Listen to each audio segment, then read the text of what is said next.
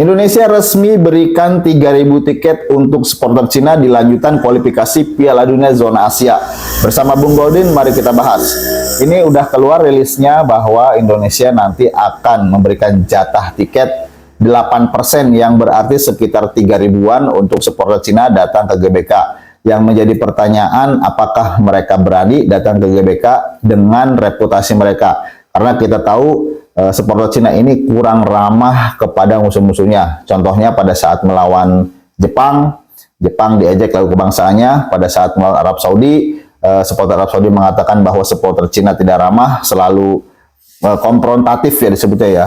Kemudian pada saat melawan timnas Indonesia yang pertama, ketika pemain di bus itu untuk datang latihan, itu sudah dihadang dan ada beberapa lemparan, videonya juga tersebar banyak ya. Kemudian pada saat di stadion, supporter Indonesia diintimidasi karena membawa pernak-pernik, banner itu suruh diturunkan. Ini tentu saja menjadi catatan buruk supporter Cina, yang nantinya mungkin akan ada balasan, mungkin ya, ketika nanti mereka berani datang ke GBK. Dan jadi pertanyaan, setelah timnas Indonesia berhadapan dengan Bahrain, mungkin mereka sudah melihat videonya kegilaan supporter timnas Indonesia.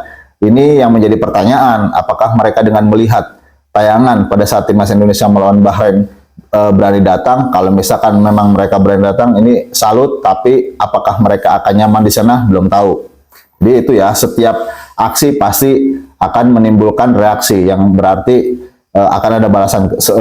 Sama seperti pada saat timnas Indonesia melawan Bahrain, kalau misalkan di sana tidak terjadi sesuatu yang merugikan timnas Indonesia, mungkin tidak akan terjadi hal seperti ini. Tapi akhirnya timnas Indonesia merasa dirugikan kemarin pada saat melawan Bahrain, dan ada aksi balasan di timnas Indonesia pada saat mungkin supporter timnas Bahrain menyanyikan lagu kebangsaan, supporter timnas Indonesia itu sedikit mengganggu ya. Tapi itulah yang disebut ada aksi, ada reaksi. Jadi kalau misalkan dia menyambut supporter musuh dengan baik, ya tidak akan terjadi seperti ini. Kalau misalkan ada oknum yang melakukan hal seperti itu, siap-siap saja nanti akan mendapatkan balasan di sini. Saya yakin supporter timnas Indonesia juga tidak akan melupakan hal-hal tersebut. Ini sudah ada di ingatan mereka, dan mungkin nanti akan lebih gila lagi daripada saat pada melawan timnas Indonesia melawan Bahrain. Ini belibet ngomongnya.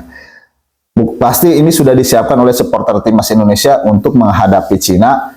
Kalau misalkan ini berani datang, ini salut lah buat supporter Cina. Tapi kalau misalkan nggak datang, ya berarti sama aja cemen gitu ya.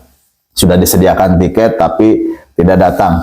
Walaupun memang ini pertandingan sangat krusial, menurut Bung Goldin tidak ada hal yang bisa mendukung Cina untuk meraih kemenangan di laga ini. Yang pertama adalah mereka bermain tandang, kemudian di hadapan puluhan ribu supporter timnas Indonesia, pasti mereka mendapatkan tekanan.